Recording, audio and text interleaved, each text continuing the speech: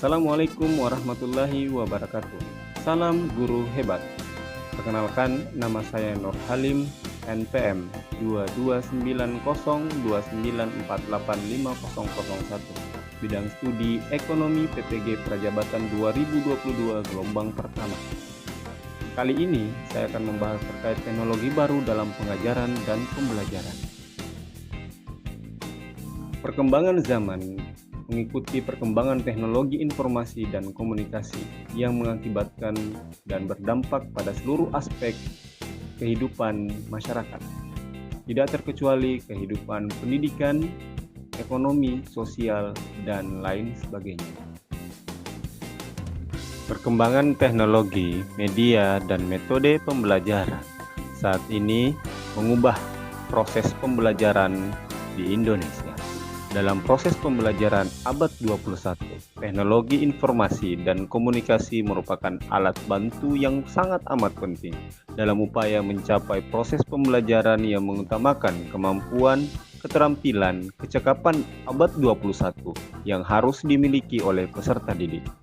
Banyak perangkat-perangkat teknologi atau aplikasi-aplikasi berbasis teknologi informasi yang menunjang aktivitas peserta didik dalam proses pembelajaran untuk mencapai kemampuan kecakapan abad 21 seperti kecakapan kreativitas, inovasi, komunikasi, kolaborasi, literasi informasi, dan media.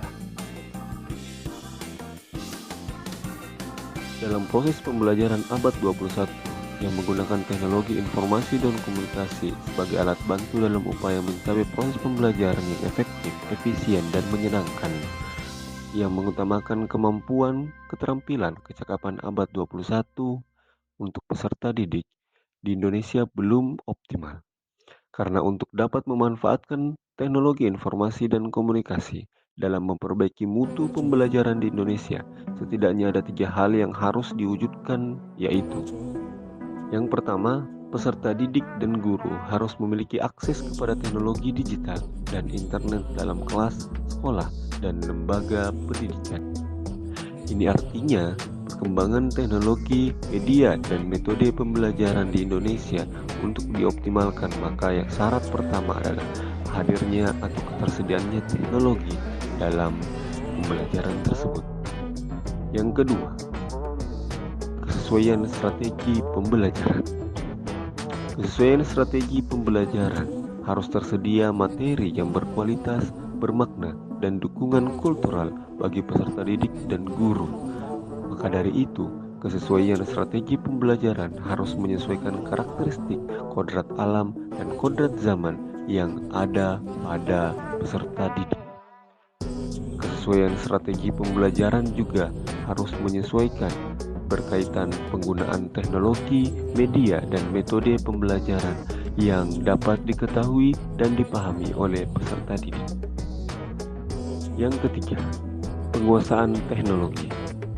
Tidak hanya guru, peserta didik, orang tua, dan seluruh aspek pendidikan harus memiliki pengetahuan dan keterampilan dalam menggunakan alat-alat dan sumber-sumber digital untuk membantu peserta didik mencapai tujuan pembelajaran yang diinginkan. Perkembangan penggunaan teknologi informasi dan komunikasi di bidang pendidikan, khususnya di sekolah di seluruh Indonesia, setidaknya melalui 2 tahapan. Tahapan pertama yaitu dengan penggunaan audio-visual aid di dalam kelas yang dapat mengembangkan kemampuan berpikir peserta didik. Dan tahapan kedua dengan penggunaan komputer dalam pembelajaran untuk membantu peserta didik mencapai tujuan pembelajaran yang lebih efektif, efisien, dan menyenangkan. Dengan berkembangnya penggunaan teknologi informasi dan komunikasi di bidang pendidikan, setidaknya ada 5 pergeseran dalam proses pembelajaran, yaitu yang pertama, dari pelatihan menjadi penampilan. Pembelajaran kali ini tidak melihat dari segi pelatihan kembali, tapi melihat dari segi penampilannya. Yang kedua, dari ruang kelas menjadi hal bebas di mana dan kapan saja. Yang ketiga, penggunaan kertas menjadi penggunaan jaringan online.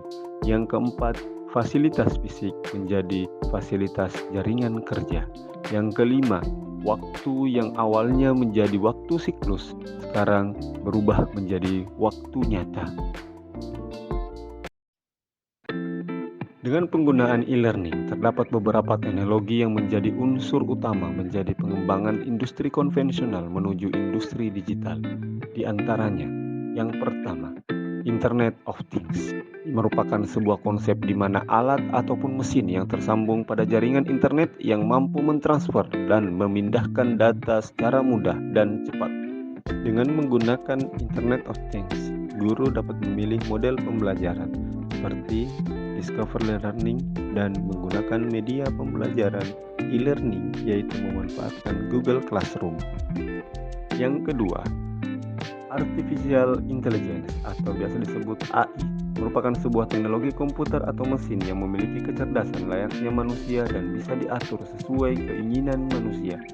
Dalam bidang pendidikan, AI dapat digunakan dengan model pembelajaran seperti kontekstual, discover learning, dan problem-based learning. Dengan penggunaan teknologi seperti Google Form, Quiz, Kahoot, dan lain-lain sebagainya.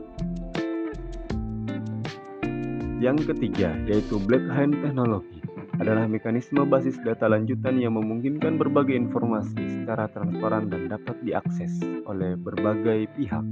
Blockchain teknologi dapat dimanfaatkan dengan menggunakan model pembelajaran self-directed learning dan problem-based learning yang memanfaatkan media pembelajaran seperti Canva dan Jamboard.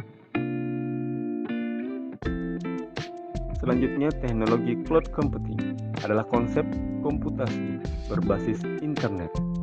Dalam bidang pendidikan, cloud computing dapat menggunakan Google Drive atau Gmail sebagai akses data dan penyimpanan data. Selanjutnya, kita akan membahas terkait metode pembelajaran yang dapat digunakan berkaitan dengan teknologi yang kita gunakan. Metode pembelajaran yang pertama yaitu studi kasus. Studi kasus, yang kedua demonstrasi, yang ketiga jigsaw atau kelompok, yang keempat peran atau bermain peran, yang selanjutnya ada proyek, tanya jawab, dan kunjung karya. Metode-metode pembelajaran ini harus disesuaikan dengan penggunaan teknologi yang kita gunakan dan model pembelajaran yang guru tetapkan dalam proses pembelajaran. Oke, mungkin itu yang dapat saya sampaikan. Semoga bermanfaat untuk kita semua. Salam guru hebat. Assalamualaikum warahmatullahi wabarakatuh.